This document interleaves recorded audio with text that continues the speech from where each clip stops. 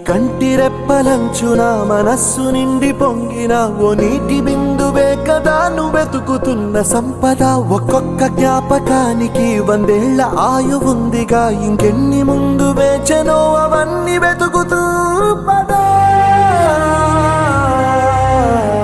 మనుష్యులందు నీ కథ మహర్షిలాగా సాగదా, మనుష్యులందు నీ కథ మహర్షిలాగా సాగదా.